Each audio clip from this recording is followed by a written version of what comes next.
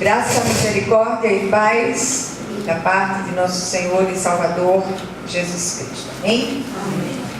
Vamos abrir nossa Bíblia hoje na carta de Paulo aos Filipenses, capítulo 4.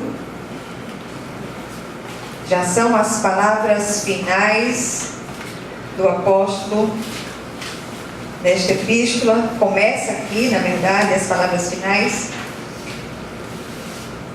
Filipenses 4, do versículo 4 até o versículo 7. Texto bem conhecido, mas que nós possamos meditar nele no dia de hoje. Filipenses 4, de 4 a 7. Todas acharam? Amém. Então diz assim a palavra do Senhor: alegrai-vos sempre no Senhor. Outra vez digo, alegrai-vos. Seja a vossa moderação conhecida de todos os homens, perto está o Senhor.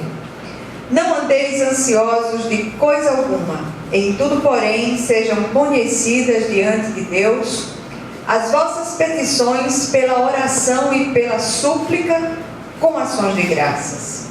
E a paz de Deus, que excede todo entendimento, guardará o vosso coração e a vossa mente em Cristo Jesus. Amém? Amém.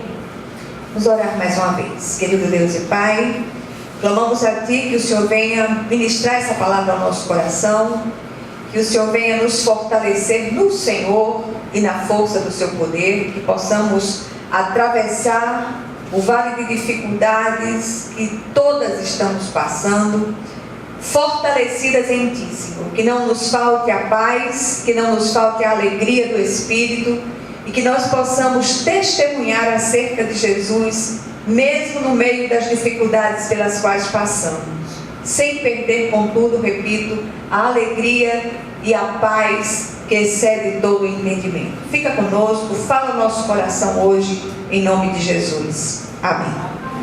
Ontem nós trouxemos uma palavra à igreja, uma outra epístola de Paulo, a epístola aos Colossenses. Nós falamos a respeito de uma oração paulina ali, naquela epístola, uma das epístolas da prisão, assim como Filipenses. E o curioso nessas orações do apóstolo Paulo, nessas cartas da prisão, é que em nenhuma dessas orações ele pede por si mesmo.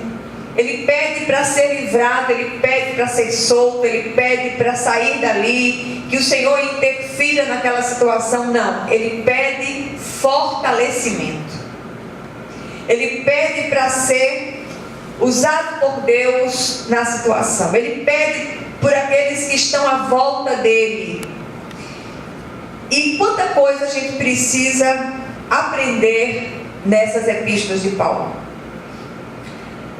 O texto que nós lemos já começam as palavras finais desta epístola, e ali Paulo aponta alguns princípios da palavra do Senhor que devem ser exercitados a bem da nossa saúde espiritual e emocional. Esses princípios devem estar alicerçados em uma espera confiante no Deus que não pode mentir e que não falha nunca. Ao serem observados de maneira disciplinada, esses princípios levam a uma paz indizível que excede todo o entendimento. Do ponto de vista humano, talvez nenhuma de nós tivesse condição de estar aqui hoje. São tantas as emoções, são tantas as dificuldades, são tantos os embates que a vida tem trazido, e que se a gente fosse parar e dar vazão a eles, nós nem estaríamos aqui. Mas o que é que nos faz estar aqui? É a busca da presença do nosso Deus, é a certeza de saber que o Senhor é o Deus das promessas, é o Deus que não pode mentir, é o Deus que tem feito promessas ao seu povo, e Ele cumprirá essas promessas na nossa vida. E a gente pode começar essa nossa breve meditação pedindo ao Senhor uma unção de alegria, uma unção de fortalecimento, para que a gente possa seguir em frente com o mínimo de bom humor. A gente precisa pedir graça para que as situações gerem graça para nós. Graça a favor de Deus e graça a riso. Nós estamos precisadas de riso, de alegria do Espírito no nosso coração. E temos falado muitas vezes em exercitarmos essa espera confiante. Contudo, a gente sabe que esperar não é uma coisa agradável. Ninguém gosta de esperar, a gente quer tudo para ontem. E a gente sabe também que as esperas longas faz adoecer o coração. A própria palavra diz isso, né? A esperança que se adia faz adoecer o coração, mas o desejo cumprido, ele é árvore de vida. E há muitos corações doentes em nosso meio. Por isso é tão importante a gente clamar por essa alegria do alto. Paulo traz a revelação do Espírito que este exercício de esperar em Deus deve ser feito com alegria. Aí você vai dizer, como é que eu vou ter alegria se as coisas estão tão difíceis para mim? Como é que eu vou ter alegria se as portas estão tão fechadas? A gente não está falando de alegria circunstancial. A gente está falando de alegria sobrenatural, alegria que só pode ser produzida pelo Espírito de Deus em nosso coração. E eu queria lembrá-las que ao escrever essas palavras, ele estava preso. E as prisões daqueles dias, elas faziam com que as nossas prisões hoje parecessem hotéis de 5 estrelas, né? E ali se convivia com ratos, com toda sorte de bichos, enfim, frias, úmidas. O sol não entrava, não se tinha direito a banhos de sol, né? Mas ele, apesar de suas dores, ele usa aqui 11 expressões ao longo da epístola que remetem à alegria, a gozo, regozijo, contentamento. Isso faz com que a gente core de vergonha. O que é proposto pelo apóstolo Paulo aqui não é o jogo do contente, é você fingir que está tudo bem, porque não está tudo bem.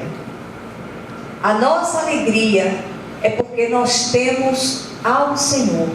E na presença do Senhor, a Bíblia diz que há plenitude de alegria e delícias perpetuamente. A igreja tem vivido uma crise de falta de alegria. Eu nunca vi tanto crente triste, abatido, carrancudo, mal-humorado, abusado.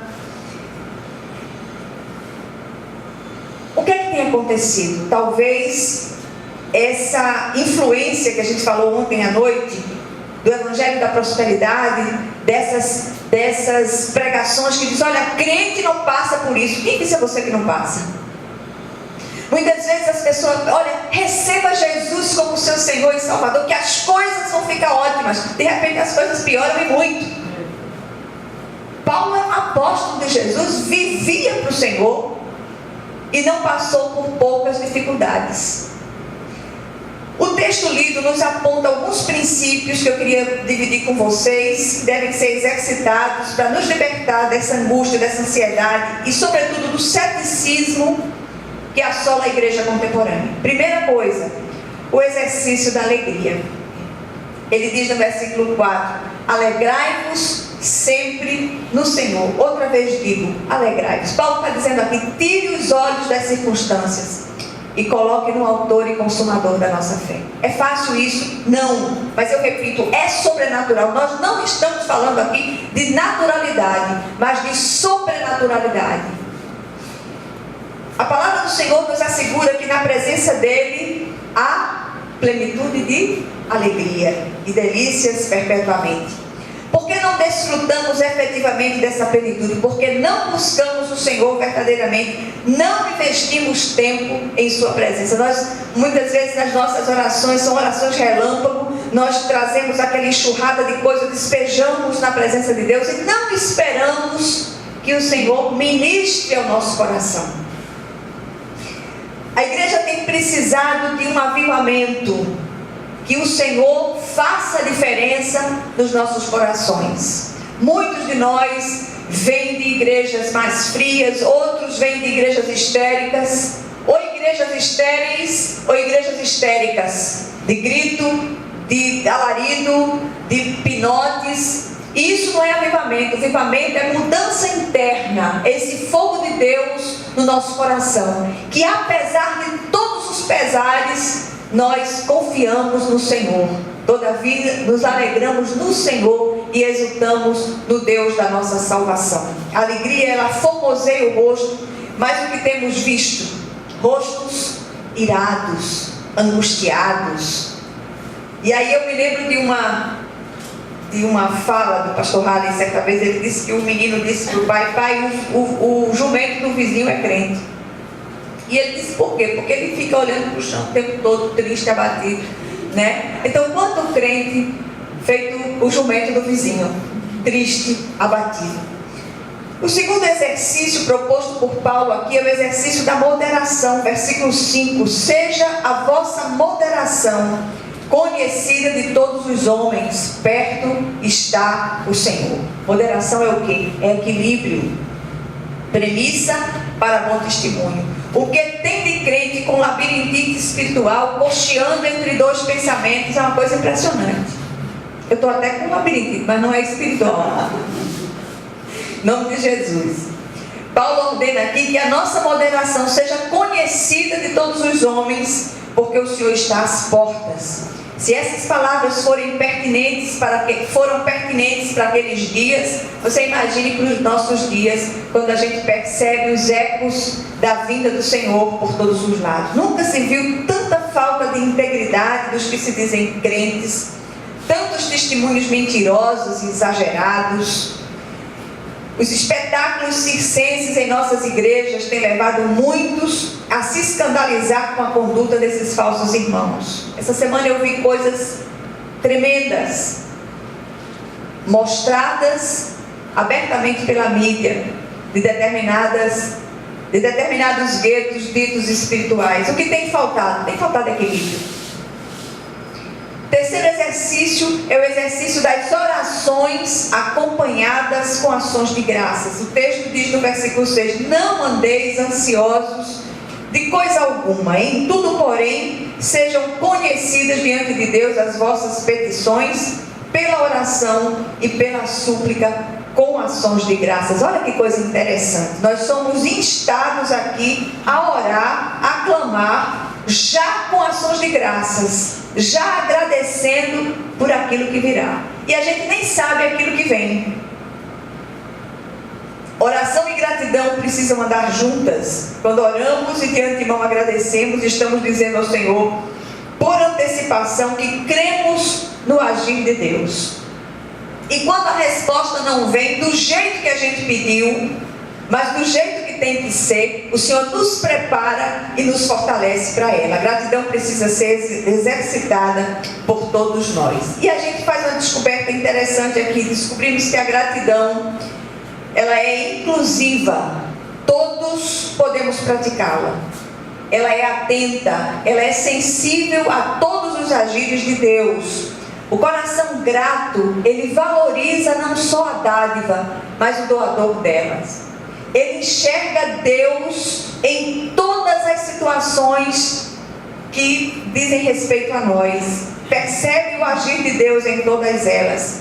A gratidão, ela é contagiosa, capaz de tocar todos os que dela se aproximam. A gente tem insistido com a igreja, com a campanha de gratidão. Agradeçam, pare de murmurar tanto. Diga obrigado, Senhor, obrigado por tudo que o Senhor tem derramado sobre mim, sobre a minha vida.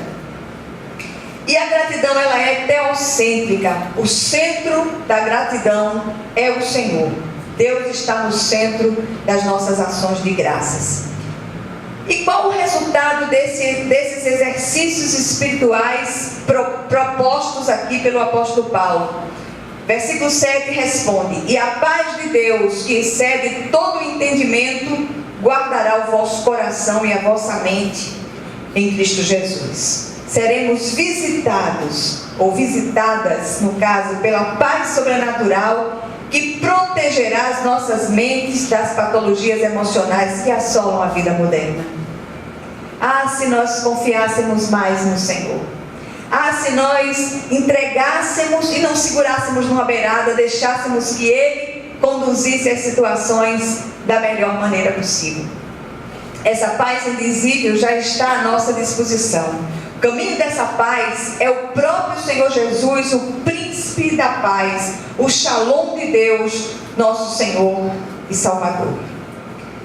O que nós aprendemos aqui? Pelo menos 4 lições. Primeira, precisamos aprender a exercitar a alegria só desfrutada na presença do nosso Senhor e Salvador. Segundo, precisamos exercitar o equilíbrio, a moderação, porque o Senhor está às portas. Terceiro lugar, precisamos exercitar as orações sempre acompanhadas de ações de graças, como prova de uma fé esperançosa no agir de Deus. E por último, todos esses exercícios espirituais nos levam a experimentar a paz sobrenatural que nos traz saúde emocional e espiritual. Que o Senhor, Ele aplique essa porção da palavra ao nosso coração.